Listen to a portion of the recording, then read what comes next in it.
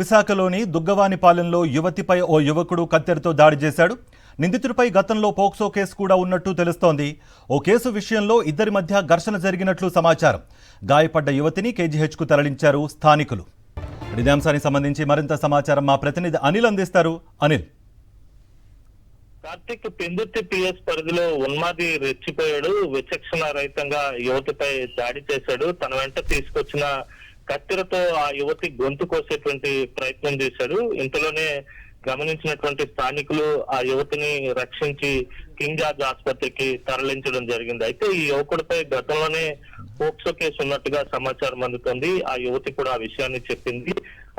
ఏదైతే ఆసుపత్రికి వెళ్తూ అంబులెన్స్ లోనే ఆ యువతి సమాచారం ఇచ్చినటువంటి పరిస్థితి ఉంది. గతంలోనే వీడియోలు, ఫోటోలు తీసి వేధిస్తున్నాడనే పోలీసులకు ఫిర్యాదు చేస్తే ఆ యువకుడిపై పోక్సో కేసు పెట్టారు. కేసుకు సంబంధించినటువంటి విషయాలు మాట్లాడదామని చెప్పి ఆ యువతి దగ్గరకు వచ్చి పని నిమిత్తం ఆ యువతి విశాఖ వచ్చి ఇక్కడే ఉంటుంది. అయితే ఆ యువతి వద్దకు వచ్చినటువంటి ఉన్మాది ఆమెపై దాడి చేశాడు.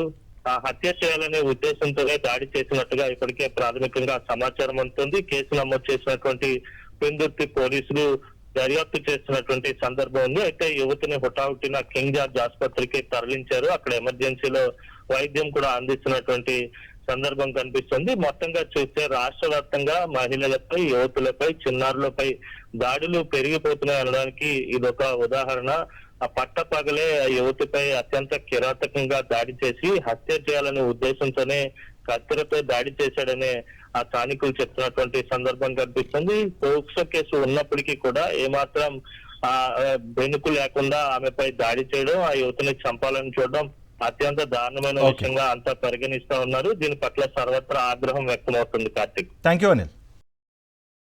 మరిన్ని అప్డేట్స్ కోసం ఛానల్ ను సబ్స్క్రైబ్ చేయండి. నోటిఫికేషన్స్ కోసం బెల్ ఐకాన్ పై క్లిక్ చేయండి.